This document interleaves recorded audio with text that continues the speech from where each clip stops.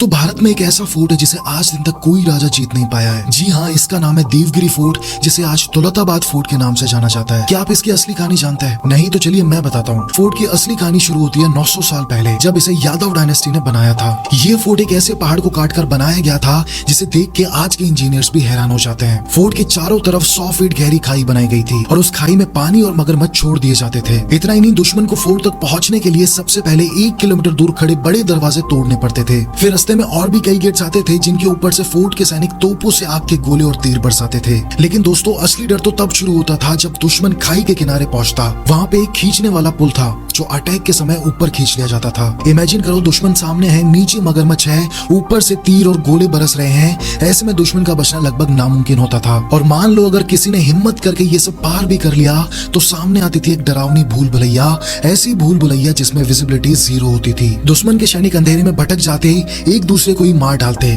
और सिर्फ एक जगह से रोशनी आती थी और वहां से भी फोर्ट के सैनिक गर्म तेल बरसा देते थे, जिसके कारण कभी कोई दुश्मन इस किले को जीत नहीं पाया। लेकिन इतनी कड़ी सुरक्षा होने के बावजूद कुछ ऐसा हुआ कि एक ही रात में देवगिरी का साम्राज्य गिर गया था। तो दोस्तों, हुआ यूं था कि 1296 में जब अलाउद्दीन खिलजी ने इस किले पर छुपकर अटैक किया था, वो सिर्फ 8000 सैनिक लेकर आया था और उसने छुपकर फोर्ट के पास से गुजरने वाले रास्ते बंद कर दिए और बाहर कैंप लगाकर बैठ गया था, जिसके कारण फोर्ट के अंदर के लोगों का राशन लाना इम्पॉसिबल हो गया और भुखमरी की नौबत आ गई। जिसके बाद मजबूर होकर राजा रामचंद्र ने बिना लड़ाई के सरेंडर कर दिया और यही वो पल था जहां से यादव डायनेस्टी का गिरना शुरू हो गया। बाद में मोहम्मद बिन तुगलक ने देवगिरी को अपनी कैपिटल बनाकर इसका नाम दौलताबाद रख दिया। सोचो दोस्तों, एक ऐसा फोर्ट जिसमें दुश्मन तलवार से नहीं जीत सका, लेकिन भूख और पानी की कमी ने एक रात में पूरे किले को झुका दिया। ये फोर्ट छत्रपति संभाजी नगर, महाराष्ट्र में पहाड़ के ऊपर लोकेटेड है, जहाँ आज भी इसकी दीवारें वही पुरानी कहानी